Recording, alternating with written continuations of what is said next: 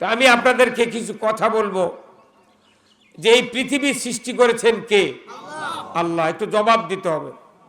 এই পৃথিবীতে আমরা যত মাহফিলে বক্তৃতা দিই, মাহফিলের কর্তৃপক্ষ হিসাবে যারা আছেন, আমরা একটা করে পত্রিকা পোস্টাল ছাপাই না?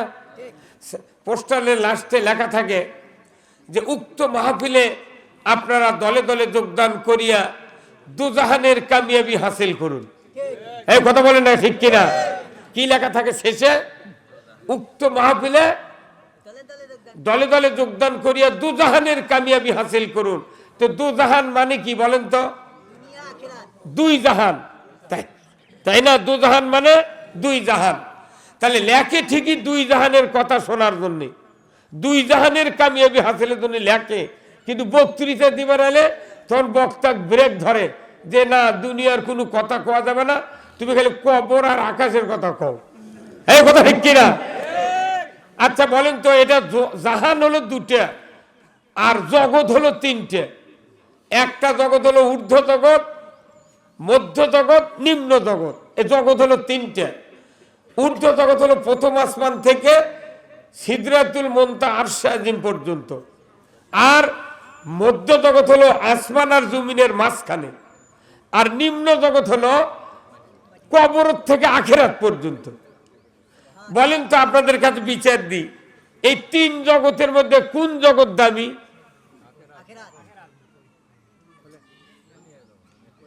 কোন? আখিরাত দামি হয়।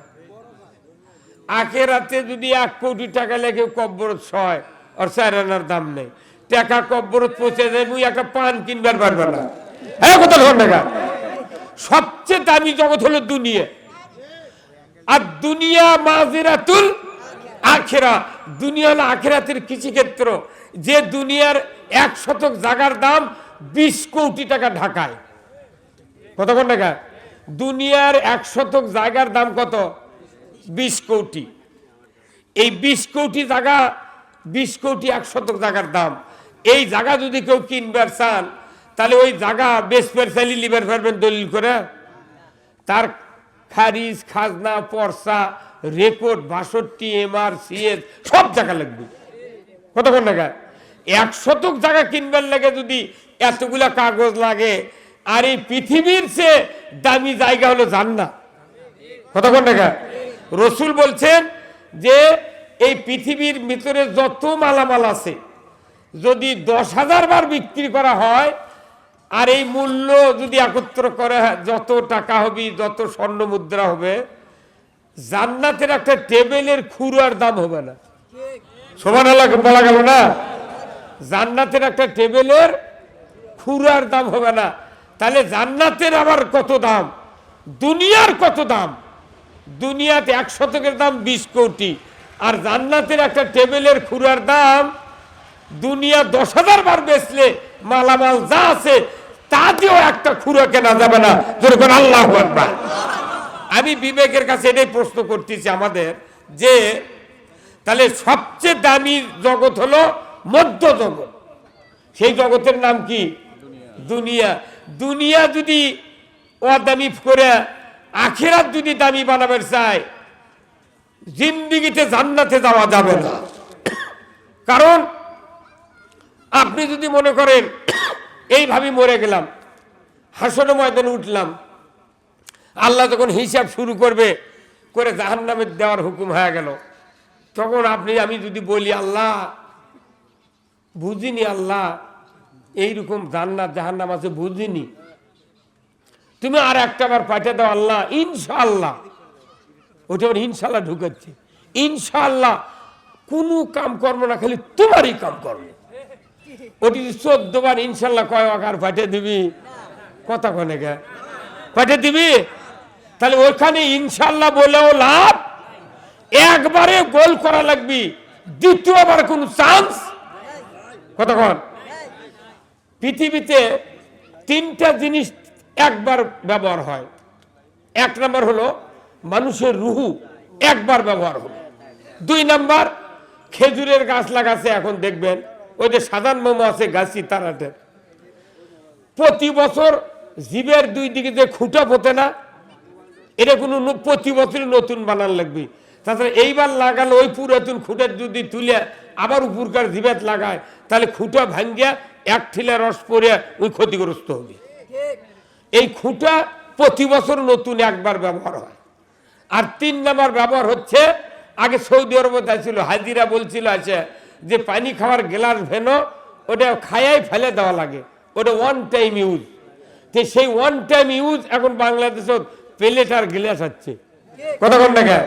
তাহলে রুহু, খেজুরের গাছের খুঁটা আর এই প্লেট ছাড়া পৃথিবীতে সব 2 বারকে 100 বার ব্যবহার হয়, কথা বলেন।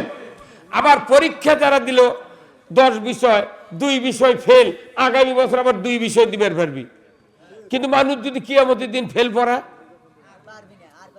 কে দরখাস্ত অনলাইনে কর্ম হবে, অত সহজ নয়। এই জিনিসগুলো বুঝতে হবে যে পরীক্ষা যদি 1 বিষয় ফেল হয় পরের বছর দেওয়ার কোনো চান্স আছে, কিন্তু মৃত্যুর পর এই জীবনটা যদি ফেলুয়ার হয়, আল্লাহর ইজ্জতের কসম কোটি কোটি বছর তপস্যা করেও 1 সেকেন্ড আল্লাহ আযাব মুক্ত করতে পারবেন না। তাহলে আমাদেরকে প্রথমবারে পাস করতে হবে, কথা ঠিক কিনা? এই পাস করার জন্য 2টা বিষয় বেছে নিতে হবে। একটা হলো আল্লাহর আনুগত্য, রসুলের নেতৃত্ব। রসুল নিজে নেতৃত্ব দিয়েছেন, মদিনার মসজিদে ইমামতি করছেন, রাজত্ব চালিয়েছেন। আল্লাহ তাআলা কোরআনে বলছেন আতিউল্লাহ ওয়া আতিউর রাসূল ওয়া উলিল আমরি মিনকুম, আল্লাহু আকবার। আল্লাহ বলছেন আমার আনুগত্য করো, রসুলের অনুসরণ করো, আর তোমাদেরকে কোরআন অনুযায়ী যারা দেশে রাজত্বের মাধ্যমে আইন প্রণয়ন করে তাদের আনুগত্য করো, যদি করো আল্লাহু আকবার। তাহলে রাসূলের নেতৃত্ব মেনে নেওয়া ফরজ আইন, যদি বল ঠিক কিনা? আমরা কি রসুলের নেতৃত্ব মেনে নিতে পারি? কারা কারা মেনে নেবেন? দুহাত তুলে আল্লাহকে দেখা। লিল্লাহে তাকবীর, নারাই তাকবীর। আল কোরআনের আলো, সংসদে জালো, দুনিয়ার মুসলিম, বাংলার মুসলিম, বগুড়ার মুসলিম, ভাতরার মুসলিম, তেঘরের মুসলিম, আমার নেতা তোমার নেতা, লিল্লাহে তাকবীর। রসুলের নেতৃত্ব যারা মেনে নেবে তারা আল্লাহর জান্নাতে যাবে, সুবহানাল্লাহ। কিন্তু আমি নামাজ পড়লাম, রোজা করলাম, সব করলাম, রসুলের নেতৃত্ব মানলাম না, জান্নাতে যাওয়া যাবে? তাহলে আমাদের সবচেয়ে জরুরি, আল্লাহ নিজে বলছেন আমাকে যদি ভালোবাসতে চাও রসুলের নেতৃত্ব মেনে নাও, যেরকম আল্লাহু আকবার। কার নেতৃত্ব? আসুন আমরা কোরআন থেকে সেই নেতৃত্বের কথা শুনবো। যে পথে চললে আল্লাহ জান্নাত দেবে, এই পথের কথা কোরআনে আছে না নাই? আমি যদি গালের গপ্প দিয়ে চাপা মারে বলি তুমি এই পথে চলো, তোমাকে জান্নাত থুই আসবো, চলো, হবি? কার চাপা শোনা লাগবে? আল্লাহর বক্তব্য শোনা লাগবে, তবে কি আমি জান্নাতে যাব, কথা ঠিক কিনা? জান্নাতে যাওয়ার 1 নাম্বার পথ হলো ইহদিনাস সিরাতাল মুস্তাকিম। এটা কোন সূরাত আছে? এটা সূরা ফাতিহাত আছে। একটা মানুষ 40 বার করে দিনে পড়ে, খতম তারাবি 20 রাকাতে 20 বার পড়ে, কথা ঠিক কিনা? একই কথা, ইহদিনাস সিরাতাল মুস্তাকিম, আল্লাহ তুমি সরল সঠিক পথে পরিচালিত করো। তে সরল সঠিক পথ কার পথ? যেরকম কার পথ? না কাল মার্সের, ফেরাউনের, নমরুদের, হামানের কোন নেতার পথ? কার পথ সোজা? ওই পথে চললে মুক্তি হবে, অন্য কোন পথে মুক্তি মিলবে না। এখন মনে করেন এই যে আমার এক ভাস্তা বক্তৃতা করলো আইয়ুব আলী আনসারী, এনার এই জুব্বা যদি উল্টো করে গাওয়াত দিয়ে আসলো হিনি বাড়ির থেকে, আপনার সবাই আমাকে না দেখে খালি জুব্বাই দেখলেন হিনি। জুব্বা উল্টো করার কারণে পকেট 2টা সাইডের বাইরে বলে হনি, বোতাম এটা ঘুরে উল্টে গেল হনি। তখন আপনার মনে মনে বলতেন এই লোকটা বোধহয় বউ মরে গেছে, কথা ঠিক কিনা? এই লোকটা জামা কাট দিয়ে বাড়ালো, কেউ শুধরে দিল না। এখন আমি যদি এখানে ওনাকে দেখি, তাহলে আপনাদের মধ্যে থেকে কেউ যদি বলেন হুজুর আপনি সব ভালো, জামা কে উল্টো, তখন উনি যিনি ধরে দিলেন, শুধরে দিলেন, তাকে বলিতে আপনার হায়াত দ্বারা হোক, আল্লাহ আপনার জীবনের গুনাহ মাফ করুক, আপনার জন্য ধন্যবাদ। খালি উল্টো আছে, সিধা করার পরামর্শ দিতে কত দোয়া। তাহলে এটা হচ্ছে জামা উল্টান সিধা করার পরামর্শ দেওয়ার কারণে আপনি এতগুলো দোয়া পেলেন, নিয়ামত পেলেন। আর আমার আল্লাহ বলছেন তুমি যে ইহদিনের সিরাতুল মুস্তাকিম, আল্লাহ তুমি সরল সঠিক সিধা পথে পরিচালিত করো। বলুন তো, সরল সঠিক সিধা পথে পরিচালিত করার কথা, পরিচালিত হওয়ার কথা, ওই সঠিক পথে চলার কথা নবী রাসূল বলেছিলেন, কথা ঠিক কিনা? হযরত ইব্রাহিম আলাইহিস সালাম বলেছিলেন নমরুদ আগুনে ফেলে দিয়েছে, কথা ঠিক কিনা? মুসা আলাইহিস সালাম বলেছিলেন ফেরাউন তারা ধরে 12টা রাস্তার ভেতর দিয়ে আল্লাহ দরিয়ার ভেতর পার করে দিয়েছেন, কথা ঠিক কিনা?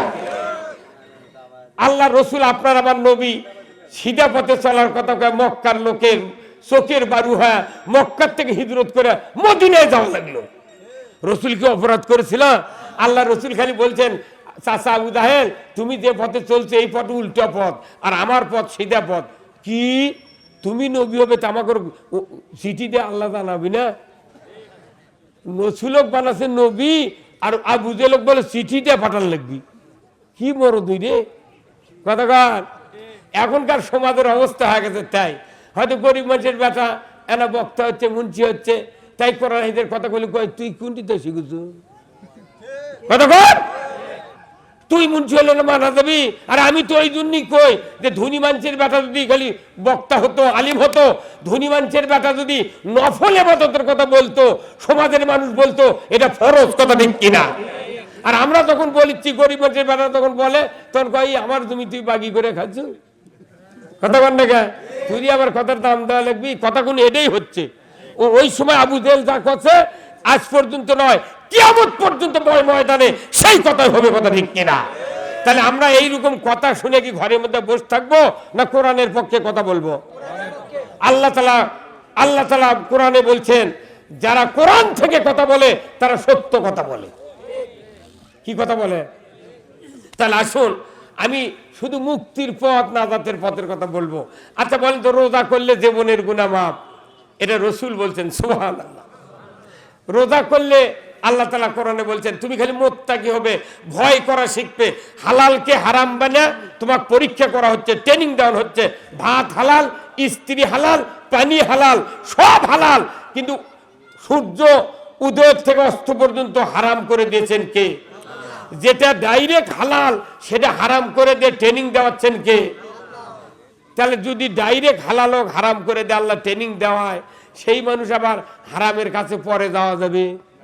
হ্যাঁ, তাহলে এই দেশে সুদ চলে, ঘুষ চলে, জেনা চলে, চুরি চলে, অন্যায় অপকর্ম, মদ, জুয়া সব চলতেছে। আজকে দেশে যারা দরিদ্র তাদের কাছে ঘরে ঘরে সুদের অর্থনীতি পৌঁছার পর তাদের জীবনটা জাহান্নামে চলে যাচ্ছে, কথা ঠিক কিনা?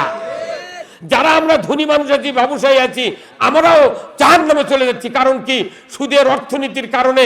মনে করবেন না যে আমরা বিরাট কিছু থেকে বেঁচে গেছি। আমি বক্তা, আমারও পল্লী বিদ্যুতের বিল 2-1 মাস বাকি পড়ে। বিল যখন বাকি পড়েছে, গতকালকে আমার মসজিদে খুতবা লিখে দিয়েছে পল্লী বিদ্যুতের থেকে। আমাকে আপনাদের মসজিদের পাশে নেই 2-1 এই ভান্ডে, ওখানে একটা আয়াত একটা হাদিস লেখা আছে, ওখানে বলছে যে বিদ্যুৎ অপচয় করা যাবে না। আচ্ছা ভালো, অপচয় যে করে সে শয়তানির ভাই, আল্লাহ তো কোরআনত কছে, এইগুলা সব দেশে ভালো। আচ্ছা ইন্নাল মুবাজ্জিরিনা কানু ইখওয়ানাশ শাইতান, আচ্ছা এটা হলো আয়াত কছে, আবার হাদিস দিছে অপচয় করা যাবে না। আচ্ছা বলেন তো, পল্লী বিদ্যুৎ এত বড় আল্লাহর ওলি হয়ে গেছো, তে তুই বিল বাকি বললে সুদ লিচ্ছু গা? কতক্ষণে গা? হ্যাঁ কতক্ষণ? বিল বাকি বললে সুদ লিচ্ছু গা? তুই এত বড় আল্লাহর ওলি হয়ে গেছো, খুতবা লেখাতেছে জুম্মার, কি এত বড় কাঁচি মেঝে ঠেকাত পড়ছে আমরা, তোর খুতবাটি পড়ার লাগবে কারণ নাকি? হ্যাঁ কতক্ষণ? তাহলে এই যে ব্যাপারটা, মানুষের যখন সুযোগ সুবিধা নিজে আদায় করার সুযোগে আয়াত হাদিস আমরা খুঁজিচ্ছি। বিটিক বিয়ে করেছে, বাপে মোট সম্পত্তি বেটাকে লেগে দিয়েছে, বিটিক সম্পত্তি দেয়নি, জামাই এখন গ্রামে শ্বশুরের গ্রামে করছে, কেবা জামাই ভালো আছো?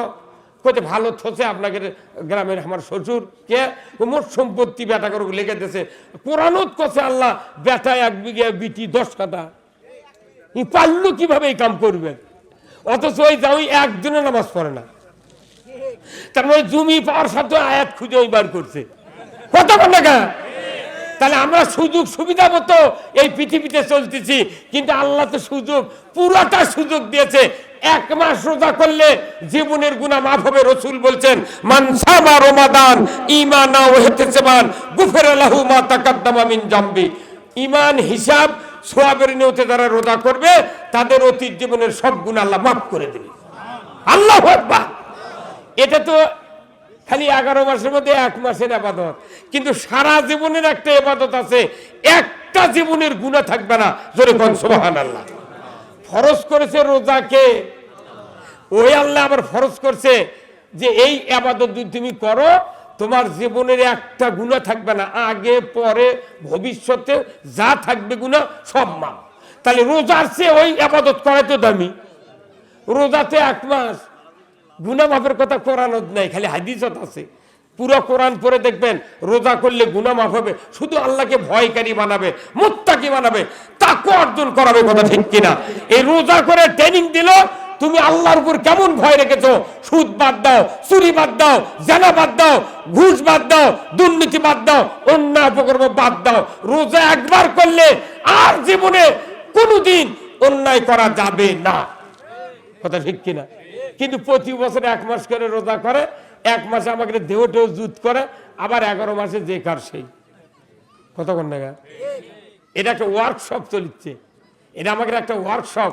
এই 1 মাস আমাদেরকে ঝালাই মালাই করে ড্রেন দিয়ে, জায়গা মেশিন ড্রেন দিয়ে সিজনের আগে জমিত নামায়, যাতে সিজনের মধ্যে গোলমাল না হয়। তে 1 মাস আমাকে পরিশুদ্ধ করে নিচ্ছে, লাইনার পেস্টন ইমেন টেমেন যা আছে সব কমপ্লিট। 11 মাস খালি সহি সালামতে নবীর পথে চলবো। কথা ঠিক কিনা? তাহলে আসুন আমি সেই কথাটা বলবো। আল্লাহ তাআলা কোরআনে বলছেন সূরা আস-সফের 9 নম্বর আয়াত। জোরে কোন কয় নম্বর আয়াত? 9, 10, 11 এই কয়েকটা আয়াতের কথা আমি বলবো। আল্লাহ তাআলা যেন বলার তৌফিক দেয়। জোরে কোন আল্লাহুম্মা আমিন। যে পথে যে কথা শুনলে জান্নাত পাওয়া যাবে, এত বড় দামি কথা কার কোরআনত আছে? কোন এই সেই দামি কথা বলতেছি, এটা আমার কোনো চাপাবাজের কথা নয়। আসুন না, আল্লাহ তাআলা সূরা সফের ঠিক 9 নম্বর আয়াত আল্লাহ তাআলা বলছেন, ইউরিদুনা লিউতফিউ নূরাল্লাহি বিআফওয়াহিহিম ওয়াল্লাহু মুতিম্মু নূরিহি ওয়ালাউ কারিহাল কাফিরুন। কার কথা? আল্লাহ বলছেন ওই কাফেরেরা চায় মুখের ফুৎকার দিয়া কোরআনের আল্লাহর এই নূরকে, কোরআন হলো পুরাটা নূর, কার পক্ষে নূর? কোরআনের এই নূরকে নির্বাপিত করতে চায় কাফেরেরা। অথচ আমি আল্লাহ আমার সিদ্ধান্ত, আল্লাহু মুতিম্মু নূরিহি, আমি আল্লাহ আমার সিদ্ধান্ত আমার নূরকে পৃথিবীময় বিস্তার করি সার্বজনীন করে আল্লাহ। এর পরীক্ষা আপনারা সবাই শুনেছেন। আল্লাহ যে নূর পাঠাছিল হযরত নূহ আলাইহিস সালামের কাছে, সেই নূর পৃথিবীময় বিস্তার করার দায়িত্ব কার?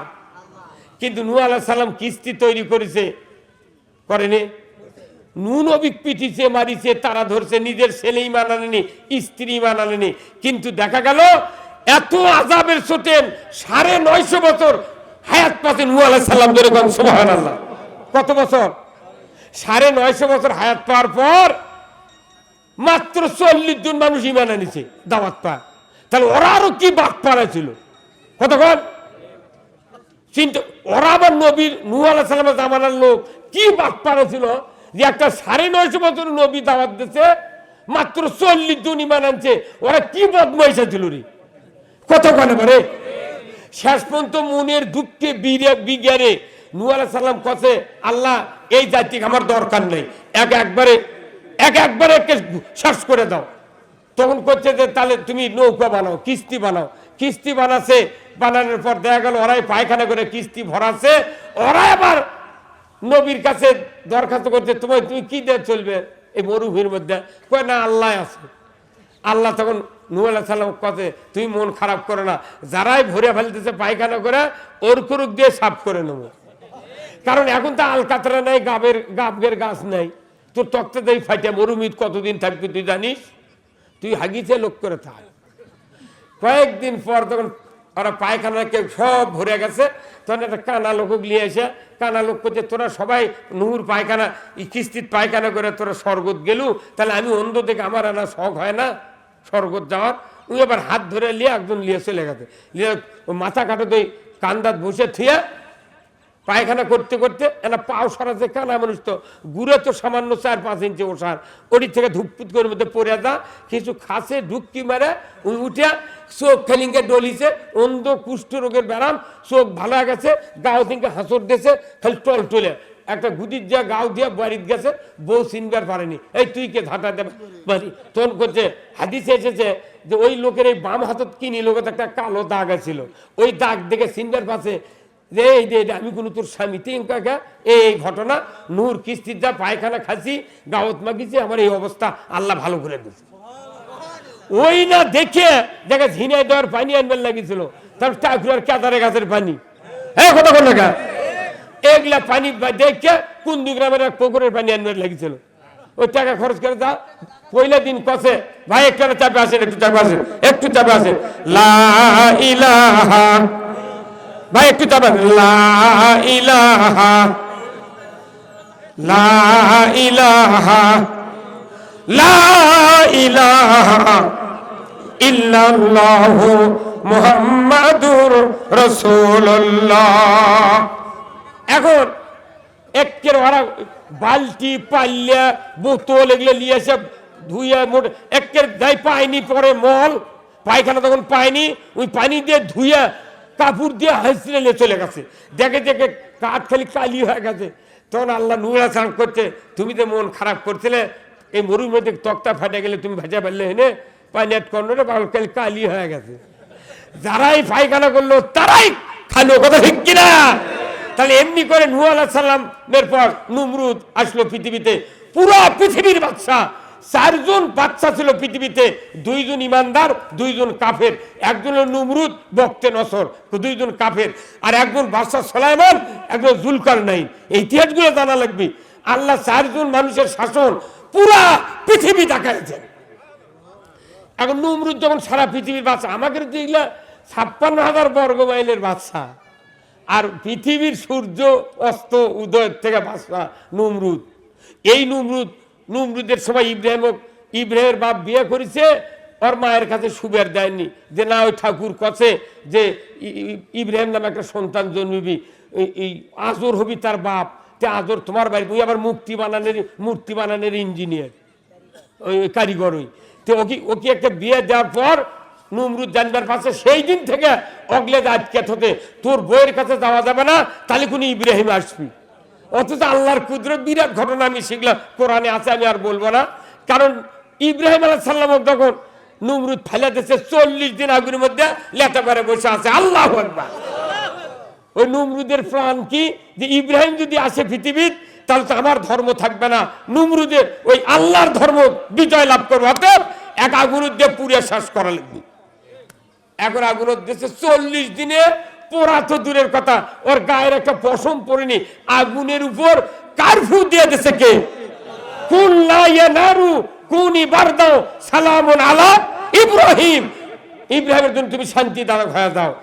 40 দিন যখন পড়েনি, নমরুদ বাড়িতে বাইরে আসা করছে, কেরে আগুন 60 বছর তো পূজা করছি, তুই দুনিয়া পুরিস এক পুরিস না গা, তোর কি দায়িকে শক্তি কমে গেছে? তখন আগুনের জবান খুলে গেছে। আগুন করছে, নমরুদ আমার দায়িকে শক্তি কমিছে কি বাড়িছে তুই তো দেখিস নি, তুই ইব্রাহিমকে তুলে দে, তুই আনা নামে। আল্লাহু আকবার বলেন না গা, আল্লাহু আকবার। খালি করছে তুই আমার এই ওই ইব্রাহিমকে তুলে দিয়ে তুই আনা নাম। পেঁয়াজ আর রসুনের চোষা তো কি গতিতে পড়ে, তার চেয়ে 100 ডিগ্রি বেশি গতিতে তুক ছাই করে ফেলে দেবো। আল্লাহু আকবার। রাসূল হাদিস শরীফ পরবর্তীতে বলেছেন, ওই দিন নমরুদের মেয়ে ছিল দোতলার উপরে, ওই আগুনের বক্তব্য শুনে তখনই ওর বিটি ঈমান এনেছে ইব্রাহিম আলাইহিস সালাম। সুবহানাল্লাহ। আবু জেহেল চেয়েছিল যে মুহাম্মাদের এই নূর কথা দাওয়াত এই মক্কাতেই শেষ করে দেবো, কিন্তু পারিছে? মদিনাত চলে গেছে। মদিনাত হাজার হাজার মানুষ আনসারেরা রসুলকে কোলে করে নিয়ে বুকে করে নিয়ে তারা নিরাপত্তা দিয়েছে, কথা ঠিক কিনা?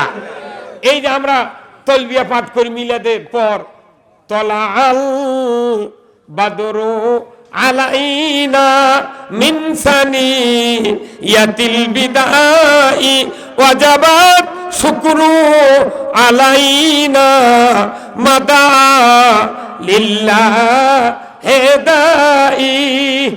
কি মোহব্বত আমরা পড়ি, কি কথা ঠিক কিনা? কিন্তু এটা এখনো মদিনার আনসারেরা রসুল যেদিন মক্কা থেকে হিজরত করে যায় এই দিন এই তলবিয়া পাঠ করছে। কাজ করলে কয় না উই আবার কি কতক্ষণ টাকা, হ্যাঁ কতক্ষণ।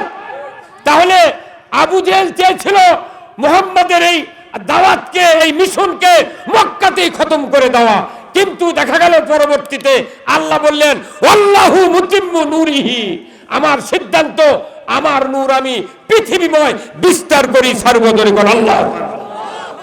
সারা পৃথিবীতে রসুলের এমন কোন সেকেন্ড নাই, ক্ষণ নাই, মিনিট নাই যে সেখানে আল্লাহর নবীর নাম উচ্চারণ না হয়। পৃথিবীতে আপনারা ইতিহাস পড়ে দেখবেন, গুগলে সার্চ দিয়ে দেখবেন, ফজরত থেকে শুরু করে সারা পৃথিবীতে এক সেকেন্ডও আযান ইকামত বন্ধ থাকে না। তাহলে আপনি কেমন করে বুঝলেন রসুলের আপনি আওয়াজ বন্ধ করবেন? রসুলের উত্তরসূরি হলো আল উলামা ওয়ারাসাতুল আম্বিয়া, আলিমগণ নবীর ওয়ারিস। আমরা এই বাংলাদেশে দেখেছি বাংলাদেশের শ্রেষ্ঠ আলিম, পৃথিবীর 60 বছর যিনি কোরআন শরীফের তাফসীর করেছেন, যার কপালে কাবার ইমাম চুমা দিয়েছেন। তাম পৃথিবীতে যখন ইরাক আর কুয়েত যুদ্ধ হয়, ওই যুদ্ধের মীমাংসার জন্য পৃথিবীর ভেতর থেকে 100 জন মেহমানকে দাওয়াত দেওয়া হয়েছিল। তার ভেতরে 3 নম্বর মেহমান ছিল আল্লামা সাঈদী সাহেব। এত বড় মুফাসসির, সারা বিশ্বে ইসলামী হুকুমত কায়েমের জন্য 20 শতাব্দীতে এত বড় আলোড়ন সৃষ্টিকারী বক্তা আমার জগতে আমি জীবনেও দেখি নাই। সারা পৃথিবীতে সৌদি আরবে 18 সালে গিয়েছিলাম, সাঈদীর কথা কলি বুকের সাথে বুক মিলে। আর কত নেতা নেত্রীর কথা শুনলে থুতা দেয়, কতক্ষণ দেখা। আরবিতে কয় হাইওয়ান, খিনজির, এইগুলি কয়। আর আমাকে তখন সাঈদীর কথা বলি, আহা, তখন দেখা যায় মানুষ পাগল হয়ে যায়। আল্লাহু আকবার। এই মানুষটাকে মিথ্যা মামলা দিয়া, রাজাকারের ধোঁয়া দিয়া, ধর্ষণের ধোঁয়া দিয়া তাকে জেলখানায় 13 বছর রাখা হলো। 13 বছর রাখার পরও আমাদের 6 জন নেতাকে ফাঁসির মঞ্চে ঝুলিয়ে ফাঁসি দেওয়া হয়েছে। বাংলাদেশ জামাত ইসলামী যদি 20,000 বছর চেষ্টা করে, মাওলানা মতিউর রহমান নিজামীর মতো, মীর কাসেম আলীর মতো, আলী আহসান মোহাম্মদ মুজাহিদের মতো, আর আব্দুল কাদের মোল্লার মতো একটা লোক আমরা তৈরি করতে পারবো না। ওদের ইচ্ছা ছিল ওই আবু জেহেলের ওই কাফেরের মতো, যে মুখের ফুৎকার দিয়া এই দেশ থেকে বাংলাদেশ জামাত ইসলামীকে মানে নিভিয়ে দিতে চায়। কিন্তু আল্লাহ বলেছেন আল্লাহু মুতিম্মু নূরিহি। কতক্ষণ টাকা আমরা নিজেরা প্রতিষ্ঠিত হওয়ার জন্য, নিজেরা ক্ষমতা দেওয়ার জন্য আমরা এদেশে বাংলাদেশ জামাত ইসলামী করি না। আমরা জামাত ইসলামী করি এদেশের মেহনতি, খেটে খাওয়া, ধনী গরিব, হিন্দু মুসলিম সকল জাতির লোকদেরকে শান্তিতে নিরাপত্তায় বসবাস করার গ্যারান্টি দেওয়ার জন্য আল্লাহ যে বিধান দিয়েছেন কোরআনে, এই বিধান কায়েম করতে চায়। এই কোরআনের বিধান যদি সুদ হারাম হয়, হিন্দুর উপকার, মুসলমানের উপকার। কিন্তু আমাদের দেশে মোটামুটি এই 5ই আগস্টের পর আপনি দেখেন, 5ই আগস্টের আগে আমরা অনেক কয়বার বাংলাদেশ জামাত ইসলামী এমপি নির্বাচন করেছি। মানুষ ভোট দেয়, চূড়ান্ত হারে ভোট দেয়, কিন্তু আমরা ক্ষমতায় যেতে, কারণ আমরা 18টা 10টা 20টা করে নমিনি দিই। তাও কোনটি দেয় বা টেলাওয়া ছিল আসন যিনি হবার পারবে না সেটি আমাকে রোগ দেয়, কারণ আমরা তো পালা বেটা। কতক্ষণ দেখা এখন ওই হচ্ছে কি, একটা মানুষের একটা গাভী আছে আর একটা 3 বিঘা জমি আছে। এখন এই জমি আর এই গাভী থেকে বাপ মরে গেছে, মাও মরে গেছে, আর 2 ভাই, বড় ভাই চালাক, ছোট ভাই অবধ। বড় ভাই করছে ভাই যেহেতু বাপ মরে গেছে আর একখান থেকে কি ভিউ ভাব বাটেলি লাও, তখন এই দেড় বিয়ে করে বাটেলেছে। নেওয়ার পর করছে গাভীটা কি করবে, করছে গাভীও বাটানো। তখন বড় ভাই করছে ভাই এক কাজ কর, আমি গাভী যদি বাটালিস তাহলে আমার পেছন সাইড দেওয়া লাগবে। বড় ভাই চালাক, ওই পেছন সাইড লেছে, আর এই ছোট ভাইকে অবদক দিয়েছে সামনের সাইড দিয়ে কষে দেখে ভাই শোন তুই আমার লিজের ভাই রে, আমরা বাপের এগুলো পাইছি এলে টিকে রাখা লাগবে। তো কি কর্ম করছে, তুই যদি গরু খিলাস বুঝু তাহলে দামও ঠিক থাকবি, তাজা থাকবি। তখন ওই পাগল অবধ পাগল খালি দৈনিক ঘাস কেটে খিলে খিলে ওর পাউত পাকুই হয়ে গেছে। কিন্তু আল্লাহর কি সিস্টেম আছে দেখবেন, আপনাদের সমাজে আছে, যার কেটে স্বামী অবধ তার কোক আল্লাহ চালাক বউ দেয়। এই কথা বল না, চালাক বউ দেয়, কারণ আর করে খাওয়া লাগবি তো। মানে চালাক বউ পায়ে ওই পায়ের পাকুই দেখে কষে, তোমার কি মাথা ঠিক আছে, তুমি গরু ঘাস কেটে খিলেও ওই দৈনিক পেছন দিক দিয়ে দুধ দুয়ে ওই বেঁচে আর খায়, তোমার লাভ কি? কাল সকালে তুমি কবে ভাই গরু যেহেতু বাঁটে লিছু তাহলে মধ্যে আমাকে কাটিয়ে দে, আমি গরু ঘাস খিলামো, পেছন দিয়ে গোবর বাড়াবি, আমি ঘুটে শুকে বিক্রি করে আমি হাট বাজার করে খাবো। তখন ওর মাথা ঘুরে গেছে, করছে কে রে ব্যাপার, এই বুদ্ধি দিল কে? মনে মনে করছে, তোর করছে ভাই তোকে 1 কেজি করে দুধ দেবনি ভাই আজ থেকে। করছে না আমি দুধ অবদক যদি বউ ঠিক মতো বুদ্ধি দেয় ওই কারো উপদেশ মানে না। হ্যাঁ কথা বলে ওই কারো উপদেশ মানবে না। এই এখন কথা না ভাই আমার কথা তুমি মধ্যে কাটিয়ে দাও। এতদিন আমরা যারা এই সাধারণ খেতে খাওয়া মানুষ, এই ভ্যানওয়ালা, রিক্সাওয়ালা, বাদামওয়ালা, বেগুনওয়ালা, কফিওয়ালা, ইজি বাইকওয়ালা, হটবডিওয়ালা, লসিমনওয়ালা, তারপর এই সিএনজিওয়ালা, এরা যারা গরিব মানুষ খাটিয়া খায়, কাম করে খায়, সাধারণ মানুষ যারা এই পুলিং অফিসার থেকে শুরু করে সচিব পর্যন্ত যত বড় বড় ভিআইপি অফিসার আছে এরা কোনো ভোট দেয় না। হ্যাঁ কথা বলে না, এরা কোনো ভোট দেয় না, খালি এই সাধারণ মানুষের ভোট লিয়ে যা, ওরাই ঢাকা লিয়ে যা, ওরাই ওরকে মুখত আমরা ঘাস তুলে দিছি। কতক্ষণ ওরকে মুখত ভোট দেওয়া মানে কি ঘাস তুলে দিছি, ওরা লিয়ে যা, ওর কেড়ে বেতন বাড়াবি, ওর কেড়ে সুযোগ সুবিধা, ওর কেড়ে সব, কথা ঠিক কিনা? গত স্বৈর শাসকের এক মন্ত্রী রূপপুর পারমাণবিক বিদ্যুৎ কেন্দ্র থেকে 49,500 কোটি টাকা দুর্নীতির দায় ধরা পড়ছে। হ্যাঁ কথা বল না। আচ্ছা এই টাকা যদি খালি ইউরিয়া সারত ভর্তুকি দেওয়া হতো, আমার বাংলাদেশে 150 টাকা বস্তা ইউরিয়া পাতাম। হ্যাঁ কথা বল না। আজকে ইউরিয়ার দাম বেশি, ফসফেট নাই, টিউনিশিয়া হারাছে, কথা কন না। অ্যামস্টার টপ ছাড়া আবাদ হয় না, কথা কন না। সেই অ্যামস্টার টপ সরকার ইচ্ছা করলে 1630 টাকার এই বোতল 500 টাকা দামে সরকার যদি কৃষক বিক্রি দেয়, বাদ বাকি টাকা যদি ভর্তুকি দেয়া কৃষক যদি সুযোগ করে দিত, কৃষক 2 বারের জায়গা 4 বার দিত। এই কথা কন না। আমাকে দিয়ে কাঁদো ঘাটালিয়া রেজেক উৎপন্ন করে আমাদের উপর দুনিয়ার জিনিসের দাম বাড়ে, ওরা যা আরামে এসির মধ্যে থাকে। কাল আবার পল্লী বিদ্যুতের উই লিখে দিয়েছে যে 25 শক্তি যদি তুমি এসি চালাও তাহলে 25 পর্যন্ত চলবি, তাছাড়া চলবে না। ঢাকা বগুড়া দিলে এসি আছে সেগুলো করছো। এই কথা কন না। অতি শরম ধরে যত দাবি, যত বিচার আইন, খালি গরিবের উপর, কথা ঠিক কিনা? এইবার আগামী নির্বাচনে আমরা গায়ে ভাগ করে লিবার চাচ্ছি। হ্যাঁ কথা কন। এইবার আমরা দেখব আমাদের বাংলাদেশে টেকনাফ থেকে তিতুলিয়া, এইবার আমি 55টা জেলায় মাহফিল করেছি, সারা বাংলাদেশের 55টা জেলায় প্রতিদিন 2-3টা করে প্রোগ্রাম। আমার বগুড়া জেলাতে 70 জন আলেম আছে, আমরা একসাথে যমুনা নদীর ভিতর আমি 25,000 টাকা খরচ করে মিটিং করেছি। শেখ হাসিনার সরকারের ভয়ে আমাকে ধর্মী দেখে নদীর মধ্যে মিটিং করেছি, তাও কোরআনের আওয়াজ বন্ধ করি না। তোমাদের ইচ্ছায় এদেশে কোরআনের আইন বন্ধ হবে না। কতজনকে গুম করেছো, আয়না ঘরে তুলেছো, কত মানুষকে গ্রেফতার করেছো। গতবারে আমি এখানে ইফতার মাহফিল করেছি, করি নাই? খবর থানাত গেছে, যা করছে মাইক লাগান যাবে না। কি কথা, ইফতার মাহফিল করবো, বাপের এনে মিলাদ করবো, তাও করবে দেবে না। দেশত গরু চুরি হয়, হুন্ডা চুরি হয়, এগুলা তথ্য পুলিশ পায়নি এই 16 বছর। জামাতার বিএনপির কিছু লোকেরা মিটিং করলি কয়া অমুক জায়গায় গোপন তথ্যের ভিত্তিতে জিহাদি বই সহ সরকারের বিরুদ্ধে নাশকতার পরিকল্পনা করছিল, ককটেল তৈরির সরঞ্জামাদি সহ আমরা গ্রেপ্তার করতে সক্ষম হয়েছি। আজ তো মেলা মানুষ বলছে আয় ধরে লে যা কাকে বড় দায়, আয় ধরে লে যা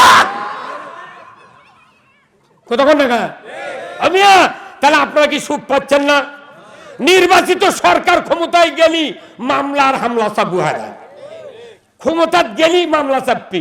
আর আমরা করছি কোরআন ক্ষমতায় যাবে, আমরা যাব না, কোরআন ক্ষমতায় যাবে।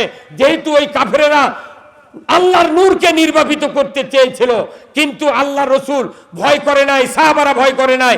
এই রমজান মাসে ইসলাম বিজয়ের প্রথম যুদ্ধ দিয়ে তারা প্রমাণ করে দিয়েছে, কাফেরেরা তোমাদের চোখ রাঙ্গানিকে আমরা পরোয়া করি না, জীবন যেতে পারে রোজা ছেড়ে দিয়ে তোমাদের মোকাবেলা করব, তবুও বাংলাদেশে নয় তাম পৃথিবীতে কোরআনের দাওয়াত আমরা পৌঁছে দেব।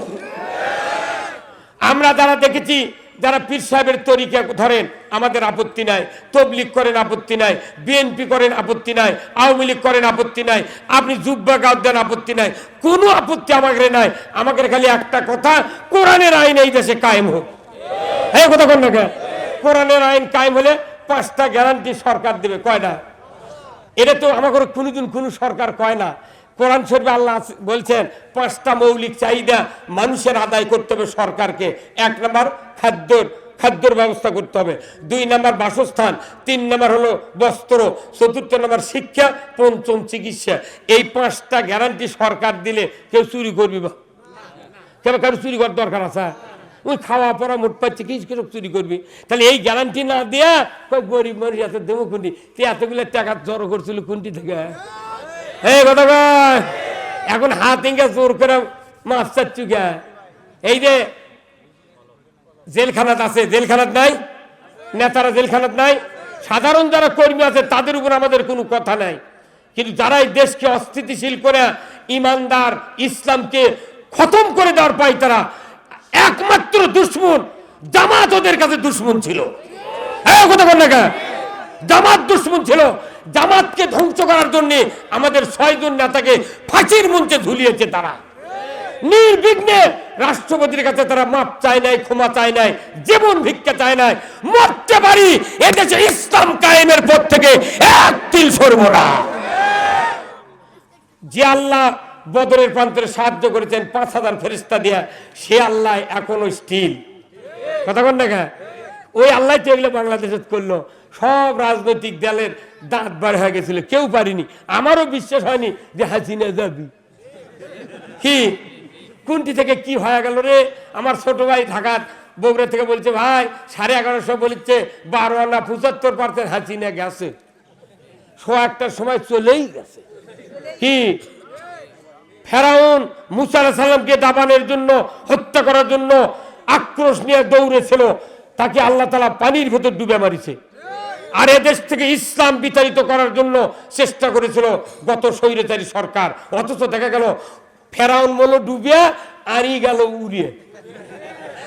তা আবার ওটি থেকে করছে কি, করছে যে কাছেই আছি, শর্ট করে ঢুকে পারবো। আছিস না গা, আয় তুই শর্ট করে ঢুকু, ফট করে আইনা ঘর তুলে ফেলে দেবো। কতক্ষণ না গা, জাতি বুঝেছে, সব দল দেখাচ্ছেন, একমাত্র ইসলামকে দেখতে চায়। আগামীর বাংলাদেশ কোরআনের বাংলাদেশ, আগামীর বাংলাদেশ আলিম ওলামার বাংলাদেশ, আগামীর বাংলাদেশ ইসলামের বাংলাদেশ। কারা কারা চান দুহাত তুলে আল্লাহকে দেখান। নারায়ে তাকবীর, নারায়ে তাকবীর। আল কোরআনের আলো সংসদে জালো, দুনিয়ার মুসলিম, বাংলার মুসলিম, লিল্লাহে তাকবীর। যতদিন পর্যন্ত না বাংলাদেশে মসজিদগুলিতে মুসল্লিরাই তাকবীর না দেবে, ততদিন দেশে ইসলাম কায়েমের জন্য বাধা থাকবে। তোর বলতেন কিনা? গতকালকে কি বার গেছে? আপনারা কি সবাই নামাজ পড়েননি শুক্রবারে? ওখানে সানি খুতবাতে একটা কথা, মসজিদে সানি খুতবাতে যে রাজনৈতিক বক্তব্য হয়, কোন বক্তার বাপও পারবে না ওই বক্তৃতা দিতে। মসজিদে বক্তৃতা হয়, ওয়া সুলতানু জিল্লুল্লাহি ফিল আরদি মান আহানা সুলতানাল্লাহি ফিল আরদি আহানাহুল্লাহ। এরা রাসূল বক্তব্য দিয়েছেন মসজিদের নববীতে। আল্লাহর নবী বলেছেন হাদিস, যে ন্যায়পরায়ণ শাসক লিল্লাহে তাকবীর, নারায়ে তাকবীর। প্রধান অতিথির আগমন, প্রধান অতিথির আগমন, অধ্যক্ষ মাওলানা তাইব আলীর আগমন। লিল্লাহে তাকবীর। আমরা যাকে এই 2 আসনে নির্বাচিত করব, এমন একটি উজ্জ্বল নক্ষত্র, আমাদের নন্দীগ্রাম কালুর কৃতি সন্তান, বারবার উপজেলা চেয়ারম্যান।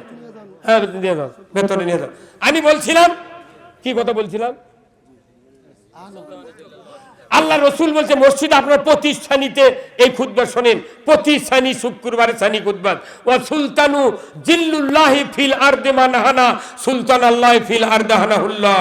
আপনাকে দল করতে বলছি না, জামাত ইসলামী করা লাগবে এটা আমি বলছি না, অন্য দল করবেন না এই কথা আমি বলছি না, কিন্তু আমার নবী বলেছেন যে ন্যায়পরায়ণ শাসক আল্লাহর ছায়া সদৃশ্য, যে বা যাহারা ন্যায়পরায়ণ শাসক কায়েমের বিরোধিতা করবে তারা যেন স্বয়ং আল্লাহর বিরোধিতা করলে। মসজিদে নামাজ পড়ে দা, কোরআনের পার্লামেন্ট কায়েমের জন্য আমরা চেষ্টা করে মামলা খায়া ফাঁসি হয়ে মরে যাচ্ছি, আর উই দা তল দে ওই বিরোধিতা করছে। তোর মাথা ঠিক আছে? আল্লাহর নবী কত তোর একটা ইবাদত আল্লাহ কবুল করবে কেন? আমি বিটিক বিয়ে দিছি, হুন্ডা দিবার চাচ্ছি ইরি কাটে, কথা কন না? তার ইরি কাটার আগেই বিটি খালি জামাই পিটিচ্ছে, হুন্ডা দেবো খেয়ে যাবি না, যাওয়া যাবে না, ওটি ওটি মানা করে দেন মোবাইল, আমি আসছি তাহলে ওটা করে আসুক, তাই হবে না? কোন শিডিউল বদলান যাবে না, এলে বুদ্ধি খেতেছে পাগল। আমি অরিজিনাল দাওয়াত দিচ্ছি, একদিন কোনো প্রোগ্রাম নেওয়া যাবে না, 3 ওয়াক্ত আসা লাগবি, বাড়ি ঘর এখন নন্দীগ্রামত করা লাগবে, কথা ঠিক কিনা? নন্দীগ্রামের মানুষ তাই বালিকে চায়, আমরা সব দেখেছি, কথা ঠিক কিনা? আমি বলছিলাম যে ন্যায়পরায়ণ শাসক কোরআন ছাড়া হবি তো, আর সুদ হালাম কেউ করবি কোরআনের পার্লামেন্ট ছাড়া? তাহলে কোরআনের পার্লামেন্ট আমরা কায়েম করব, সুদ হারাম হবে, পর্দা ফরজ হবে, জানা বন্ধ হবে, চুরি বন্ধ হবে। একটা চোরের হাত যদি কাটা হয় আইন করে 5টা গ্যারান্টি দেওয়ার পর, একটা চোরের যদি হাত কাটা হয় চুরি হবে, এবার চুরি হবে। তুমি চুরি বন্ধ করার জন্য আল্লাহর আইন কায়েম করা লাগবে, নামাজ কায়েমের জন্য আল্লাহর আইন কায়েম করা লাগবে, মদ জুয়া গাঁজা বন্ধ করার জন্য আল্লাহর আইন কায়েম করা লাগবে। তে আল্লাহর আইন কায়েম করা, আল্লাহ কোরআনে বলছেন আন আকিমুদ্দিন ওয়ালা তাতাফাররাকু ফীহি, তোমরা আমার দিন কায়েম করো, এই ব্যাপারে মতপার্থক্য করিও না, যেরকম আল্লাহু আকবার। তাহলে এই দিন কায়েম করা, নামাজ কায়েম করা যেরকম ফরজ, তার চেয়ে বড় ফরজ হলো আল্লাহর আইন চালু করা, কথা ঠিক কিনা? তাহলে আসুন না, আমরা আল্লাহর আইনের যারা কাজ করি আমরা কি অপরাধী? হ্যাঁ, তাহলে কার কাছে অপরাধী? যারা আল্লাহর আইন চায় না, কথা ঠিক কিনা? আমরা দীর্ঘদিন এই 54 বছর ধরে আমরা সরকার বহু দেখেছি, দেখিনি? হ্যাঁ, আচ্ছা আপনারা ভোট দিয়েছেন কিন্তু আমরা ক্ষমতা যাবেন না, মানছে কয় হুজুর বারবার ভোট দিই, আপনার কিছু হয় না, কেমনি হবি? এই যে 11,000 ভোল্টেজের লাইন গেছে আমার বাড়ির দক্ষিণ ধার দিয়ে, আর গরিব মানুষ খোলার মধ্যে বা ধনী মানুষ খোলার মধ্যে গাছ লাগাচ্ছে ইউকালেক্টার, ওরই উপর দিয়ে লাইন টানবি, আমরা কোনদিন জানো শোনো? হুট করে লাইন টেনে লেগে গেছে, ওই গাছ যখন এনা বড় হয় বছরে 2 বার এসে হাইসা দিয়ে মাথা কেটে দিয়ে যায়। ওই গোজের ওই গাছের অবস্থা, গাছ নেই, ওই একটা গোজ, আর ওই মাথার 100 খালি কুঞ্চিল লাগান ডাটো বারে আছে, প্রতি বছর 2 বার করে কাটে, কথা কন না? তাহলে এতদিন আমরা যে সরকার ক্ষমতা যাচ্ছে, আমার এই জীবনে আমি 1976 সনে এসএসসি পাস করছি, এই অদ্যাবধি যত সরকার দেখেছি এরা যাই ক্ষমতা যায় তাই খালি জামাতুকিটা পায়, হ্যাঁ কথা বল না? তার মানে কি আমাকে খালি মাথায় কাটে ফেল যায়, মাথা কাটতে কাটতে এই আগস্টের 5 তারিখ পর্যন্ত আমরা গোজের মতো খাড়া হয়ে আসলো। এই 5 তারিখের পর থেকে 6 মাস 21 দিন হচ্ছে, কয় মাস? 6 মাস 21 দিন হচ্ছে। এই দেশত পুলিশের বাধা নাই, মামলা নাই, হামলা নাই, সরকারের চোখ গরম নাই, কিচ্ছু নাই। সারা বাংলাদেশে এবার 4-5 কোটি সভা হচ্ছে, 5 কোটি সভা। এই যে 1 লাখ টাকা দিয়ে কক্সবাজার, রোহিঙ্গা, চট্টগ্রাম, সীতাকুণ্ড, এগুলো সবাই, এগুলো পার্টি কোন সেগুলো পার্টি, এগুলো তো 10 বার করে আবার প্লেনে চড়ে গেছে, এগুলো সেই মরদ। এর করে গানবার গেলে 60,040 নিচে কোনো কথা নেই, সেগুলো কি মরদ গুলো আছে আসায়। আল্লাহু আকবার। এই কোন আছেন, ওই যে আরেক মরদ আছে বসে, ওই যে দেখেন, ওই যে সারা দেয় সবাই দিয়ে বসো বসো, ওই যে ওগুলো সোনার টুকরা।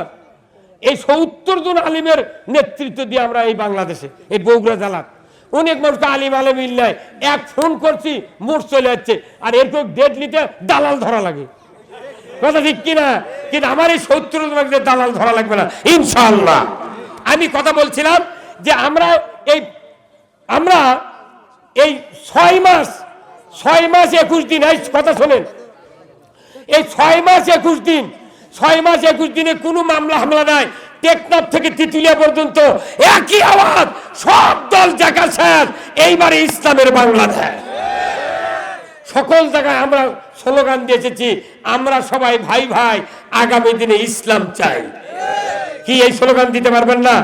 আমরা সবাই ভাই ভাই, আগামী দিনে ইসলাম চাই। এই তারা কথা বললেন না, এই তার কি কোনো ক্যামেরার ছবি উঠে গেছে? এই কথা বল না। এখন আমি ইসলামের কথা কেন বললাম? এটা মারাত্মক কথা। এটা অ্যান্টিবায়োটিক ট্যাবলেট কখন দেয়? যখন অসুস্থতার জটিলতা বেড়ে যায়। তো অ্যান্টিবায়োটিক হলো যে ওমাইয়াবতাগি গায়রাল ইসলামি দীনান ফালা ইউকবালা মিনহু ওয়া হুয়া ফিল আখিরাতি মিনাল খাসিরিন। ইসলাম ছাড়া অন্য কোন মতাদর্শ জীবন ব্যবস্থা যদি তোমরা গ্রহণ করে তারই ভেতর সন্তুষ্ট চিত্তে ইবাদত করো, আমি আল্লাহ বলে দিচ্ছি কোন ইবাদত তোমাদের কাছ থেকে কবুল করা হবে না। ইবাদত কবুল করার জন্য ইসলামী জীবন ব্যবস্থা কায়েম করতে হবে। কার কথা? তাহলে আমরা কি মনে করছি এটা আমাদের কথা? কার কথা? ইসলাম বিজয়ের কাজ করলে গিয়া আমাদের ইবাদত কবুল হবে। রোজা তো করতেছি, মরিয়ম খুরমা, আজওয়া খুরমা, বুন্দে, পেঁয়াজি, রু আফজা দেয়া কত কি খাচ্ছি, কিন্তু রোজা যে শিক্ষা দিল আল্লাহ ছাড়া কাউকে ভয় করা যাবে না। আল্লাহ তাআলা কোরআনুল কারীমের সূরা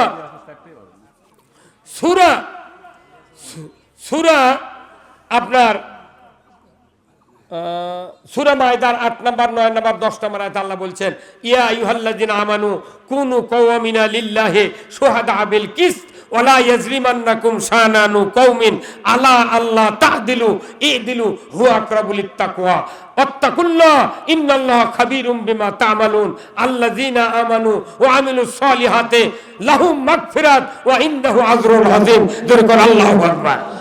৩টা আয়াত যারা হাফেজ আছেন, আলেম আছেন, পড়েন, আপনারা বুঝতে পারবেন। আল্লাহ বলছেন, ও দুনিয়ার ইমানদারেরা, তোমাদেরকে আমি আমার বিধানসমূহ পূর্ণরূপে কায়েমকারী হয়ে যাও, এ আইন দিয়ে দিলাম। তোমরা ন্যায়ের সহিত সাক্ষ্য প্রদানকারী হও। কোনো বাতিলের, কোনো বিশেষ সম্প্রদায়ের শত্রুতার ভয়ে তোমরা ইসলাম থেকে বেরোতে থাকো না, দিন থেকে বেরোতে থাকো না। তোমরা ন্যায় বিচার করো। হুয়া আকরাবুল লিত্তাকওয়া, সবচেয়ে আল্লাহকে তারাই বেশি ভয় করে যারা আল্লাহর দিন কায়েমের চেষ্টা করে। জোরে বলুন ঠিক কিনা? যারা ভয় করে তাদেরকে ফাঁসির কাস্টে ঝুলানো হলো।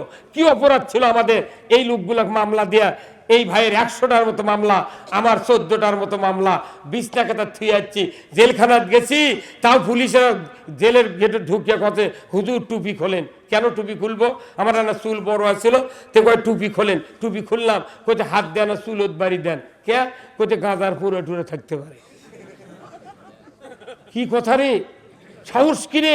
আমার বেটার বয়সের পুলিশ, তাই করছে গাঁজার পুরে থাকতে। কাল কিরমে ও হরিণ গাড়ি সেই পুলিশের বাড়ি সভা করবার যা, উই আবার মঞ্চত বসে আছে, ওকে কাম খেতো করছে। ওটি কে তোর বাপের বয়স তুই করছিস যে গাঁজা থাকতে পারে চুলের মধ্যে? আমাকে রোগ দিয়ে সিনিমিনি খেলেছে ভাই। জেলখানাত বলি, সেদিন বগুড়াতে বলেছি, বগুড়া সেন্ট্রাল মসজিদের ওখানে ২০-২৫ হাজার লোক। তারপরে শাকপালাতে বলেছি, তারপরে বলেছি চারমাথা গোদার পাড়ায় বলেছি, রেলগেটের উত্তরে ওই পালসা বলেছি, আমি ওই বগুড়া মাটিডালিতে বলেছি যে এ দেশে যদি ইসলাম ক্ষমতায় দেয়, দুর্নীতিবাদ যারা, তারা ১০ কোটি টাকার বুলেট প্রুফ গাড়ি নিয়ে ঘোরে, যার কারণে আমাদেরকে পুলিশ নিরাপত্তা দিতে ভয় পায়। পুলিশও গাড়ি দিতে হবে সর্বোচ্চ দামি গাড়ি। পুলিশও গাড়ি দিয়েছে ওই ত্রিপল দিয়ে বেড়া দেওয়া গাড়ি, ৫ মুখে দুয়ার নেই, জানলা নাই, লাঠি দিয়ে ঘুরতে দিলে ত্রিপল ছিঁড়ে যাবে। হ্যাঁ, কত টাকা? আমি বলেছি যদি ইসলাম কোনোদিন ক্ষমতায় যায়, ১০ কোটি টাকার একটা গাড়ি উপজেলার দেওয়া হবে। ১ ঘন্টার মধ্যে পুরো উপজেলা ঘুরে আসবি। ওরা করে কি, মিচ্চারা বেল ডুবলি খানিক ঘুরে আছে, সিমলা বাজারে টুবিচ্ছে, কুমড়িয়া টুবিচ্ছে, আর ওই দিক কই পাড়া চুরি করিচ্ছে। হ্যাঁ, কথা বল না? হ্যাঁ, কথা ঠিক কিনা? আবার আমি ওসি সাহেবকে বলেছি, ওসি সাহেব আমরা কৃষি প্রধান দেশ, এদেশে আমরা কৃষি কাজ করে, আমাদের অনেকের মোটর আছে, কেউ বলে না।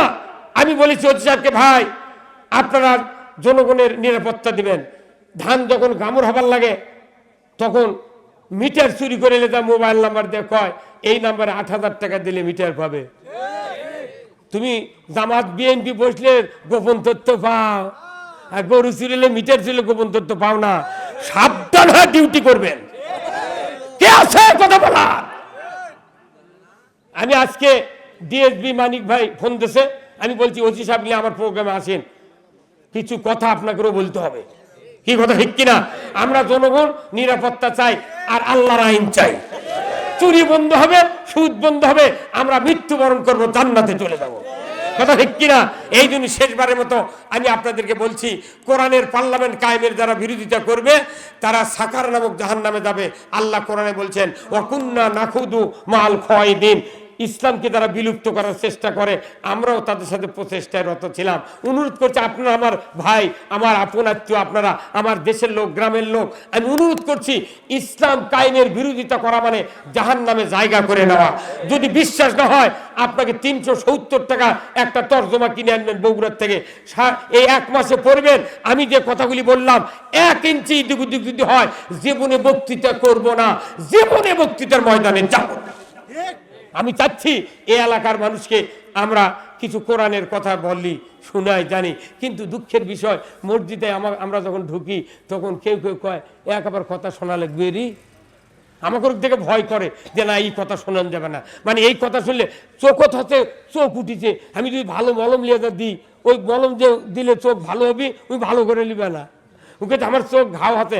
আমার দেশে আর 1 মিনিট আর কথা বলবো, একটা কৃষকের বাড়ির একটা কিষান চাকরি লাগিয়েছে, বুঝছেন, চাকরি লাগিয়েছে, লাগার পরে দুপুরের সময় পাতার হাল বইতে, আগেকার কিষানের হাল বানে, হাল বা বাড়ি যাচ্ছে, গরু গড়াত খ্যাত দিয়ে লুঙ্গি লিয়া বাড়ির চলে যায়, এটা অভ্যাস। কিন্তু হাল বতে বতে নাঙ্গলের ফালের মাথায় একটা পাথর ফাঁসে, ওই পাথর ওই মূর্খ মানুষ বানান করে পরে পারে, পাথর ভালো করে মুছে দেখে লেখা আছে যে এই পাথর যে পাবি সেই মালিক যদি এই পাথর মাটির ঘর্ষণ দেয় তাহলে একটা দানব বাড়াবি, এই দানবের কাছে যা চাবি তাই পাবি, কিন্তু ই যা পাবি অন্য বাইরের লোক ডবল পাবি। ওই তখন হিংসুক মানুষ, ওই রাগ করে ফেলে দিতে পারে, আমি যদি 2 টাকা পাই ওই পাবি 4 টাকা, কি দরকার, দেশে ফেলে। আবার হাল বলতে বলতে ওই পাথরের কাছে নাঙ্গল তখন পাথর বেড়ে গেছে, তখন কোথায় কি করি, লিয়েই যায়, ওইটা অনুরোধ করে গুঁজে লিয়ে যা, বাড়ি দুধ দেবার দা, ও ডাবরের ঘর তোলে থুয়ে ওই চলে গেছে। আর বউকেও কয়নি, বউ সেই দিন আবার বাড়িতে গেছে, ওর গারস্থ গেছে, কাঁঠাল টাটা আনবি, ধান লিয়ে হাটত জ্বালবি, আজ তোর বাড়ির যাওয়া নয়, সারা রাত আমার থাকা। উনি আসে, পরের দিন যাও ওই দিক খিলে, পরের দিন রাত্রে বাড়ির যাওয়ার সময় দেখে যে গাঁও থেকে সগলি 4 তলা বাড়ি, 4 করে রোড, এক একজনের বাড়ি বাড়ি, ওর বাড়িতে একটা রুম বা গাঁই চিনিচ্ছে না। তখন করছে কি, ওর বউ সকালবেলা ঝাড় দেবের লেগে ডাবরের তলে সামতার মাথা গেছে, পাথরত বাজি সেখানে দেখি ভারী কি, তখন বাইর করে দেখে পাথর, ওর বউ আবার 8 পাস। উনি আবার পরে দেখে এই পাথর যাই ঘর্ষণ দিবি তাই যা পাবি, চারিদিকের লোক ডবল পাবি। উনি তখন কত করে আমার সোল পোল মোট তো মানছে বাড়ির স্বামী খাটা খায়, তো উনি ঘর্ষণ দিয়ে আমার যা খাইতে দরকার মোট নেবো, আমি মানতে পারলে তো কি হলো। তখন ওর বউ কি ভালো মানুষ, উনি তখন ঘর্ষণ দিয়ে একে 2 তলা বাড়ি, 2 জোড়া গরু, 2টা পুকুর, 20 বিঘা জমি, টাকা ভাস্কর মোট ভরে দে, ধান মোট ধান দিয়ে তালা ভরে দে, ডাবর চাউল দিয়ে ভরে দে, একটু ফিটফাট। উনি পরে সন্ধ্যের সময় যে বাড়িতে এসে বাড়ি চিনে পারেনি, চেহারা পারে কোথায়, কে ভাই এই গাঁয়ের নাম কি, কোথায় তুমি বুড়ো মানুষ মেল খাচ্ছ, এটা তোমারই গাঁও, কোথায় এরকম কে, কোথায় কেদিন আমরাও খবর পারি না, দিনের মধ্যে ইনকা হয়ে গেছে। তখন ওই চিন্তা করতে ঠিকই এই আমার এই বই এগুলো করছে, তোর বাড়ির খেপে গেছে। কিন্তু ওর বউ সেদিন বদনাথ পানি লিয়ে গামছা একটা লিয়ে সালাম দিয়ে বইরে স্বামীরা পাও ধুয়ে দিবি, আর কবি তোর আর কোনোদিন কাম করে দেওয়া লাগবে না। এই কোয়ার সুযোগই দেয়নি, খুলেই করছে আসসালামু আলাইকুম, এই তুই সত্য। ও চলে গেছে ডাবরে গড় তলে, কিন্তু তা থেকে ডাবরে গড় তলে উঠে নাই করে করে, এটা কি হলো রে, কোথায় কে তোমার কি আছে, কোথায় ওই ভাতর দাতা, তুই এগুলো কাম করতে বদমাইশ, তোকে বুদ্ধি খেয়ে দিচ্ছে। তখন উই মনে করছে আমার কিছু শট আছে, ওই বোধহয় সেগুলো লিবি। উই তখন পাথর লিয়ে ঘর্ষণ মারছে, তখন ওই দানো আমার বাইরে আসে, বাইরে করছে এই এক্ষুনি আমার বিদায় দিল, আমি তো সব দিয়ে দিচ্ছি, আবার কৃষক ডাকিচ্ছ, করছে না তুমি এক কাম করো, আমার 1 চোখ কানা করে দাও। কি বদমাইশি, কি করছে, 1 লোক 1 চোখ কানা করে দাও।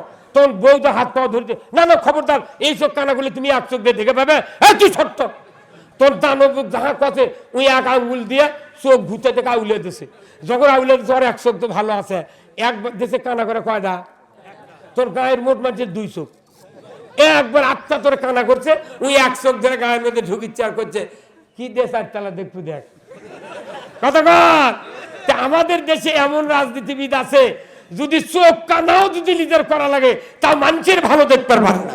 হ্যাঁ কথা কর না, আপনার এলাকার দেশ গ্রামের যদি কোনো ভালো, আরে আমার একটা সবার মানচক দিয়ে 20টা সভা মাটান পরও 4 সবার লোক বাঁচে যায়, পাগল।